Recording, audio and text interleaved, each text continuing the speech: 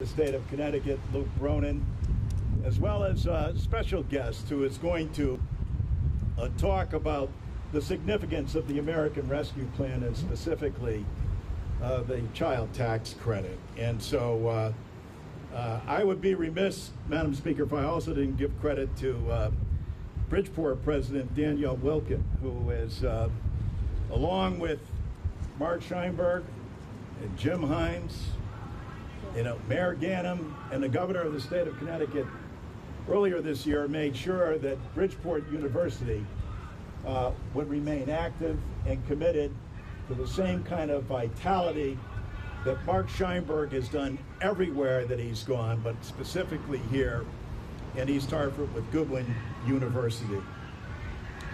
Madam Speaker, Mark Scheinberg also made sure, as a gesture, and I know the governor is aware of this, that during the crisis in Afghanistan and the aftermath, he immediately stepped forward and sent a letter on to the President and the State Department saying that they would take in 200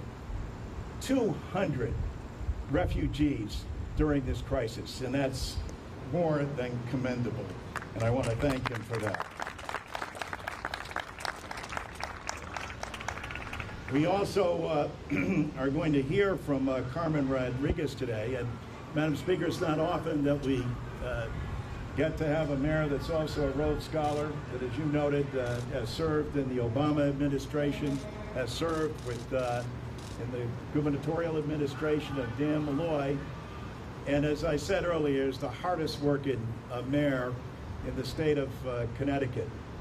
His enlightened and visionary leadership, his hands-on manner, of which he has embraced the aid here from the American Rescue Plan, and his understanding of its impact on people makes him uniquely qualified to serve in this area, and also the person that we're calling upon to introduce our special guest, Mayor Bronin. Thank you so much, Congressman Larson. We are so lucky in the city of Hartford and the Hartford region to have the best congressman we could ask for. Madam Speaker, I know you've got a lot of incredible members of your caucus. We think we've got the best right here.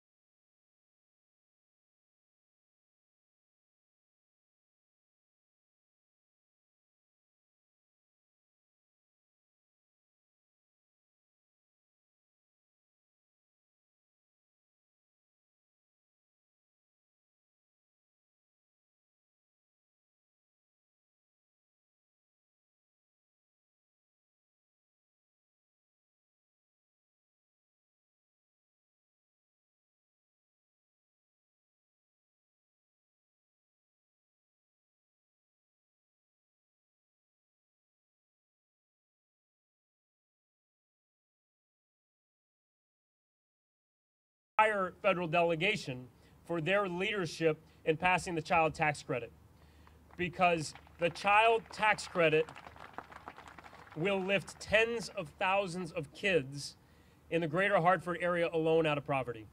In our city, in our small city in Hartford, 28,000 kids under the age of 18 eligible for that tax credit, which is a game changer for those kids and for their families. We cannot thank you enough for what that has done and what it will do for families and for communities. And I also just want to say that it makes all the difference in the world when you've got federal and state and local working side by side together. A governor who took the opportunity to expand Connecticut's own earned income tax credit to build on what was being done at the federal level, who's worked side by side to make sure those resources got out there quickly. A Biden administration that heard that it was a little difficult to sign folks up for the tax credit if they weren't already signed up, and they immediately responded and made it easier. That kind of partnership is what our communities need. And so it's an incredible honor to be able to join everybody here to say thank you, Madam Speaker, Congressman, for what you have done, and also, most importantly, to get to introduce somebody who truly speaks for our community and for countless other communities. Carmen Rodriguez is a grandma of 9 grandkids. She picks them up after school. She takes care of them. And the child tax credit has made it possible for her and for the mothers of her grandkids to get them the school supplies they need, to make sure they don't have to choose between food and medicine or school supplies. Carmen, you have shown so much courage in your work with Mothers United Against Violence, in your work strengthening our community every day, but it's an incredible honor to have the chance to turn this over so that not just Connecticut, but our country can hear from you today.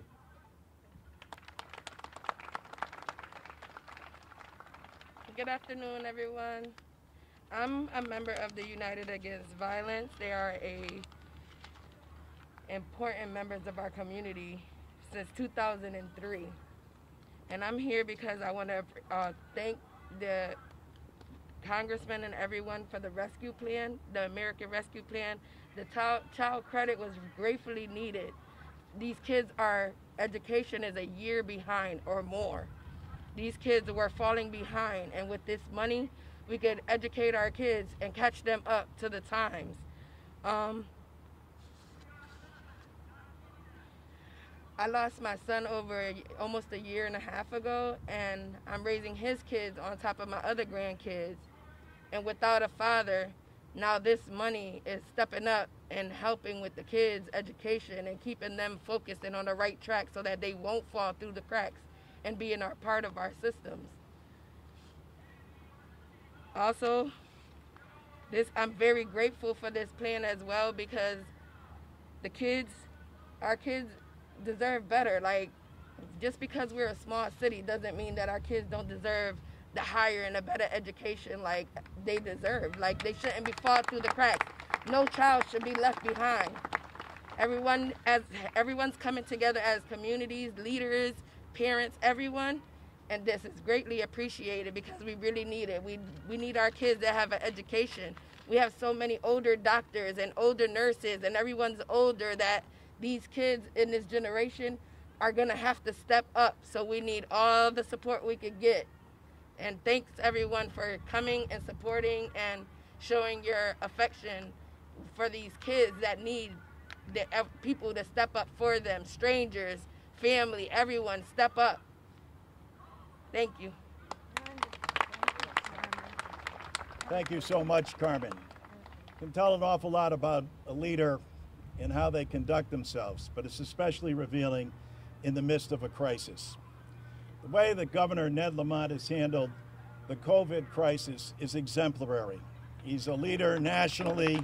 What he's done here in the state of Connecticut, and as Mayor Bronin pointed out, working hand in glove with President Biden, the General Assembly, governors all across the state, we couldn't have a more committed leader. Our own Rosa DeLauro, as all of you know, is the author of the child tax credit, something she worked on for more than 18 years. And our work's not done. We're going to make that permanent, and we're going to continue to work alongside Governor Lamont to make sure that happens. Ladies and gentlemen, the Governor of the state of Connecticut, Ned Lamont. Hey, John, thank you. Right back at you in the best congressional delegation in the country. And Madam Speaker, you were here 6 weeks ago. I'm glad you're paying special attention to Connecticut. We love it, and we appreciate it. And let me just build on what Carmen said. You know, Mark and I are all about kids, opportunity, and jobs. And that's what the support we're getting from the federal government is all about. I'm really proud that, you know, Connecticut has a higher percentage of our workforce are women than just about any state in the country. That's because we're one of the most family-friendly states in the country. But right now, Madam Speaker, we have more women collecting unemployment than men. We got to continue to do a better job making it easier for everybody to get back to work and women to get back to work. And you're making that possible for us with your incredible investments. It started with pre and postnatal care to make sure every kid and every young mom gets the very best opportunity to start. The biggest expansion of daycare and childcare in the history of the state, thanks to your incredible good work. And if we get the universal pre-K going in the next round, that makes a difference. It makes a difference in terms of giving every kid the very best opportunity and allowing that parent, allowing that mom to get back to work going forward. And thanks to you, we're doing everything we can to make sure that work pays. And that's how we get people back to work. You know, one of the first states to get the $15 minimum wage. a big expansion, $15 minimum wage, and wages are going up. People deserve a raise. A big increase in the state share of the earned income tax credit so people can keep more of what they earn. That's what we're trying to do every day. And Mark Scheinberg and our amazing community colleges are providing free learning certificates for all the trades so people want to step up, get a new job, they get a better job. That's what the Speaker's done. That's what John Larson is doing. I think Luke Broden knows better than anybody what a difference it's making here in the in the city of Hartford. I'm so proud to be with you today. Thanks for everything you're doing. Well, thank you, Governor. And it's always a deep honor to have the Speaker of the House in your hometown. Most of you don't get to experience the Speaker the way members do. Maria Ciotto is in the audience today. All of you here know Billy Ciotto.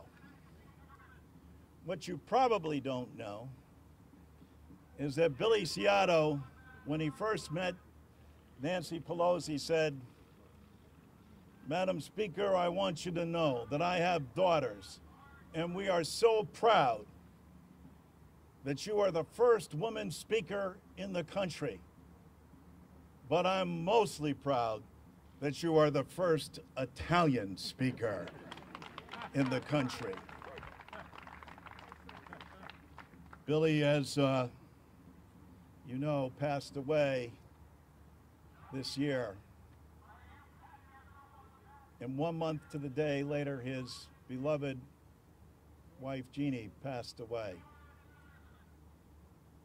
During that time, the Speaker of the House, while she was dealing in the aftermath of January 6th, while she was putting together the American Rescue Plan and doing what people said couldn't be done, while we're dealing with a major pandemic, she picked up the phone and talked to her beloved Billy and his wife, Jean. You don't get to see that. We do as members. I watch her on the floor and watch her how she knows her caucus.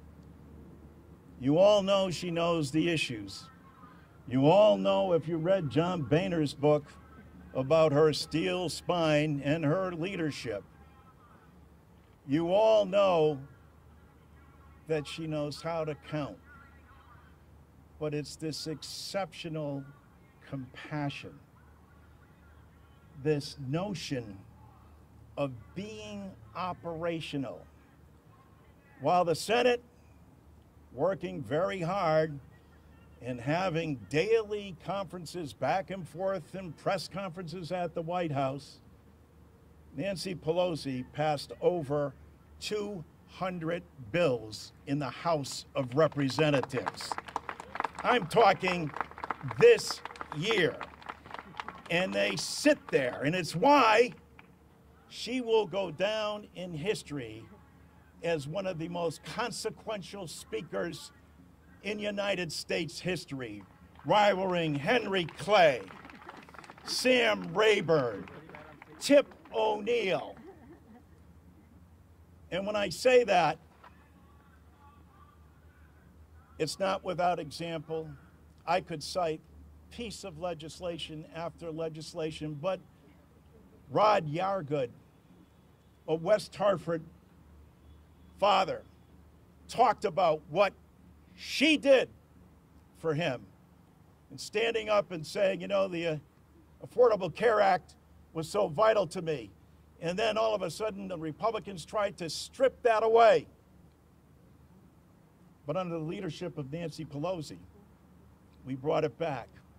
And his premium went from $1,400 to to under $100, and he said, you know what I'm going to do with that money?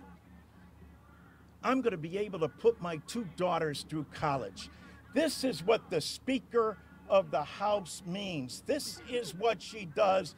This is why she's the most extraordinary leader I've had the opportunity to serve with. Ladies and gentlemen, the Speaker of the House.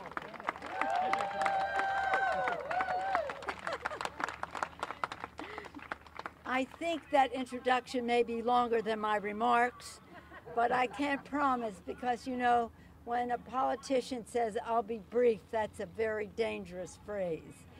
But I will strive to be succinct.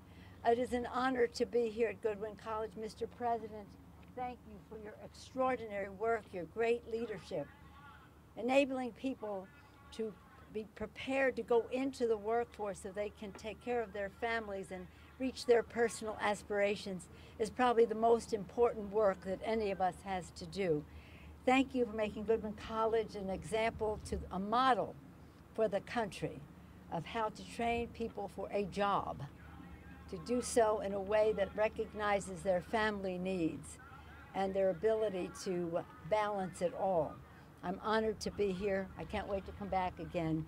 And we've learned a lot from him just on this visit today. But don't worry, John Larson sings your praises regularly, and as you know, he can be generous with his remarks. So, in any event, what an honor it is to be at this school, this college. What an honor it is to be here with the governor of the state, a governor who has not only used the resources well that are out there from the federal government, he has also been an example of how we should prioritize what we're doing at the federal level so that it really works when it comes back to a state. And Governor, thank you for your leadership in so many ways, the minimum wage, earned income tax credit, you named so many things about the children, and you've been a great governor for the children. I think that's the best compliment of all. And Mayor Bronin, thank you for your leadership as well, taking your experience as one who worked in the Obama administration with Governor Malloy at the state level as a veteran of Afghanistan, so many ways, bringing all of that experience to bear as the mayor. So thank you so much for your leadership and also your, again, example. Now, Mr. Mayor, I want you to know something about John Larson. When we were writing these bills, Governor, you'll know what I'm saying, no offense, the governors wanted all the money. Not Governor Lamont, he understood. But we decided that we would have some of it go to the state and some of it go to the cities, municipalities, and counties. So that in this state you have no problem, your governor shares your values, but other places the money might not have gone to the states and localities and the counties. John Larson was a leader in making sure that happened in the legislation. So you've got your direct funding as well as the generosity of the state in all of this. Thank you, Mr. Mayor. Thank you. So John Larson, he is a leader in the Congress. He's part of the delegation, a senior member, Rosa DeLauro, as was mentioned, the godmother of the child tax credit, the equal pay for equal work, almost anything you can name. Joe Courtney, we call him Two Submarine Joe, without going into it. Jim Himes, a leader in so many ways, leading up our initiative to study and correct the economic disparity in our country. Johanna Hayes, just the teacher of the year. She brings so much to the delegation, and of course, John Larson. He came at the turn of the century, the 2000th century. Came at 1999, and he has been a leader for the children, for their parents in the workforce, for their grandparents on Social Security. Nobody has done more. So I thank all of you for bringing him there. He is an intellectual resource, an advocate of relentlessness and relentless, dissatisfied, always urging us to do more for the children. So thank you, John Larson, and thank you for your kind words. But they all will agree, the governor, the mayor, the congressperson, Mr. President of the university, of the college, that our VIP today is Carmen Rodriguez. Carmen, thank you so much. Thank you so much. Her words, the truth that she spoke about what this means in the lives of people, is really the most eloquent statement of what we're trying to do. Let me just place this in time for a moment. When he became president, President Biden said, help is on the way. When he began his Build Back Better initiative, he wanted to do so in a bipartisan way. He said to the Republicans, and I was there when he said it, and he said it again and again, I want to find our common ground. If we can only find it on infrastructure, building the infrastructure, then let's do that. But I will not confine my vision to what we can do in a bipartisan way on infrastructure, because my vision is to build back better. And that means involving many more people in the economic prosperity and success of our country. So the Build Back Better initiative not only addresses some of our infrastructure needs, whether it comes to climate change, to save the planet, to fill in, shall we say, places that the infrastructure bill did not address.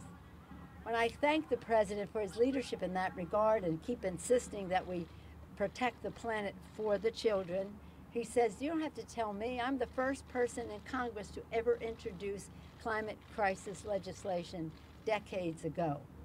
So that is something that we're working on in the reconciliation project.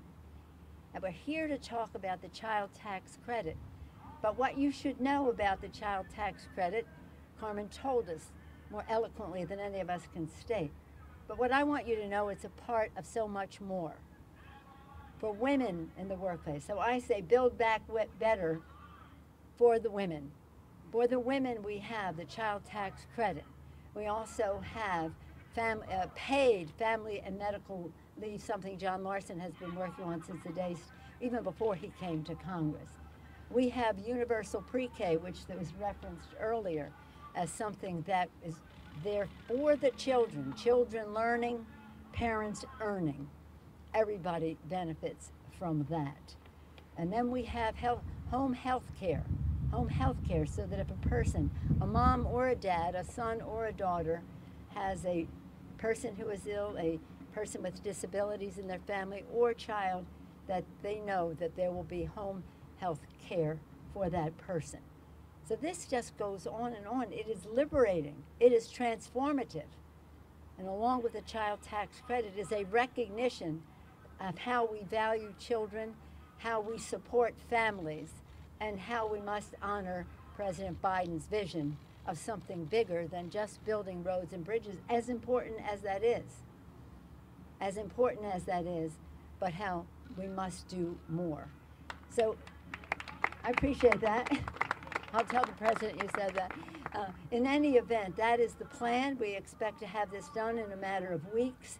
But in the meantime, in another week, the third check will go out for the child tax credit. That was part of the rescue package. The goal of the rescue package was to put vaccine in people's arms, money in people's pockets, prepare to put children safely in school, and people safely back at work. And that is what it is in the process of doing. But some of it, it was COVID-oriented. We want to make it permanent. Again, we could have no more persuasive argument than the one that Carmen gave us. Now, Carmen has 9 grandchildren, and so do I. And we all know, as Carmen said, we owe these children, all of the children in our country, the opportunity to reach their fulfillment and make their mark. So thank you for sharing your story, Carmen. I have 5 children of my own. That's why I got the 9 grandchildren. And when people ask me, why did you ever go into politics? What motivated you? I tell them my why. My why is that 1 in 5 children in America lives in poverty, goes to sleep hungry at night. That's intolerable in our country. That's intolerable in our country. And that's what took me out of the kitchen to the Congress, from housewife to House Speaker, for the children. So this vision of Joe Biden is just so aspirational and so in keeping with addressing the needs of our children. I just want to acknowledge Secretary of State Denise Miller. Is she still here? She was? Well, I just want to acknowledge that she was there because this is so important to make sure that we respect those who are respecting the votes of the people as we go forward. So thank you to the Secretary of State. But anyway, thank all of you, and thank you to the people of Connecticut for sending such a distinguished delegation to the House and to the Senate, Senators Blumenthal and Murphy, and again electing such wonderful leaders in your state, in the city, the mayor, and in the state, Mayor Lamont. Thank you all very much for being with us today. For the children. Thank you so much. And thank you, John Larson. I yield back to the distinguished chairman of the Social Security Subcommittee in the Congress. Thank you, Madam Speaker, and thank you again for being here in East Hartford at Goodwin University. I want to thank all of our participants, the governor, the mayor, President Sheinberg, and of course, as the speaker said, Carmen Rodriguez, who I think exemplifies what the child tax credit was all about. A special shout out to Rosa DeLauro, 18 years to work on a piece of legislation, but finally, when we had a Democratic president, a Democratic Senate, and Speaker Pelosi, the bill became law. Congratulations, Rosa. More importantly, congratulations to working men and women all across this country. God bless you. Thank you so much. Might the speaker entertain a question or two? Ma'am? Can you let us know how you feel about infrastructure and if there's going to be something? Take a question or two? Please, it's up to you. I'm happy to. Whatever the speaker wants. You have the midterm elections are the history of midterm elections are not on your side. Do you feel a special pressure and urgency regarding the reconciliation bill as far as whether or not this may be sort of the last gasp for truly large things? Well, I don't worry about the reconciliation bill in regard to the elections. The reconciliation bill is about a vision for our country that is transformative, that frees people to reach their aspirations without concern that their children or their ill parent or their disabled relative are not cared for, and to do so in a way that gives children all the opportunity to go forward. It puts food on the table. I mean, you understand there is so much disparity in our country. This bill is long overdue. Many of the things in the legislation exist in most developed countries in the world, but not in our country. So separating it from that. In terms of the elections, I have no, I know we will win the Congress. There are people who say, well, in the off year, it's not the good year. But I think any assumptions about politics are obsolete. We live in a whole new world of communication and the rest. And I think that all of our members who survived Trump being on the ballot with them will survive next year. With Trump not on the ballot. Are you worried that the infrastructure bill will get caught up in Washington as states, as you know, are looking for help and relief? Where do we stand now, and how hopeful are you that something will come out and will be something that you will support? Well, we all support the bill that came out of the Senate.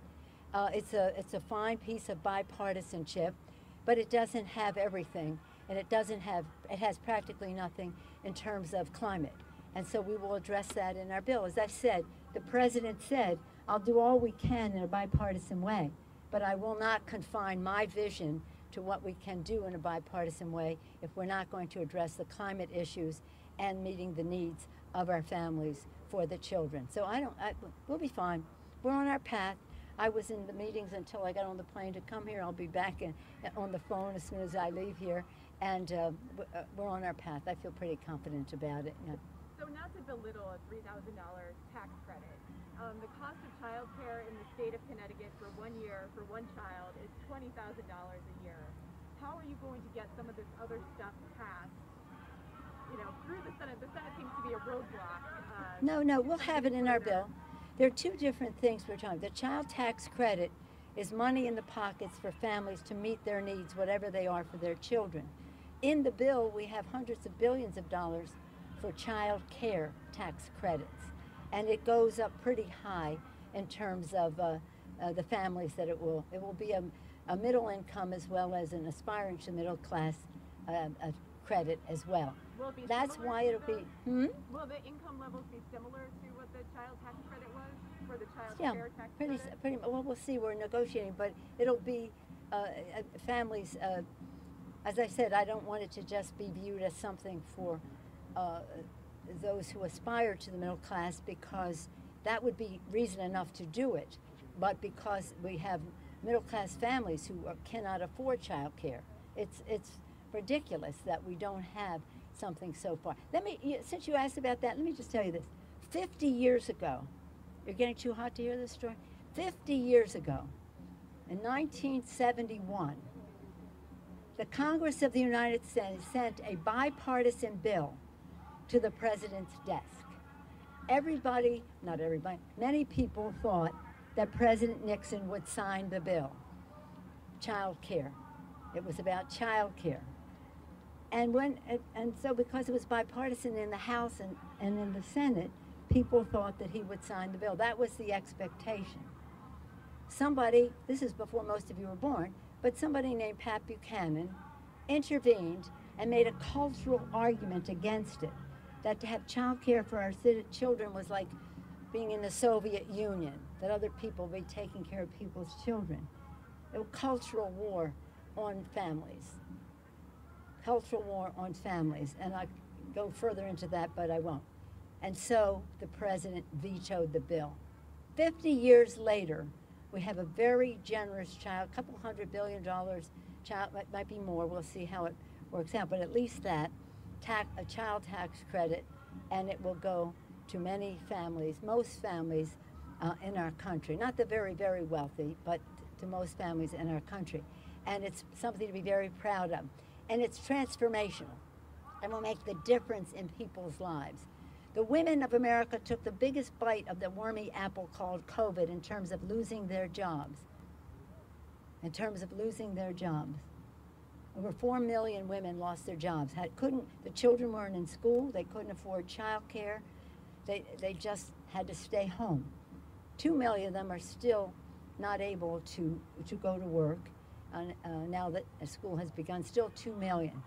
So that can't be. We have to have a system and a society that values our children, respects our child care workers, as well as our home and health care workers, for some children might be older but in need, and even seniors. So this is a remarkable, if you're a family member, if you're a dad or a mom who needs help with child care, or help with child's expenses, or more opportunity for your children in school, or needs family and medical leave if someone gets sick, this bill's for you. This bill is for you. Thank you, Joe Biden. Thank you, everybody. Thank you.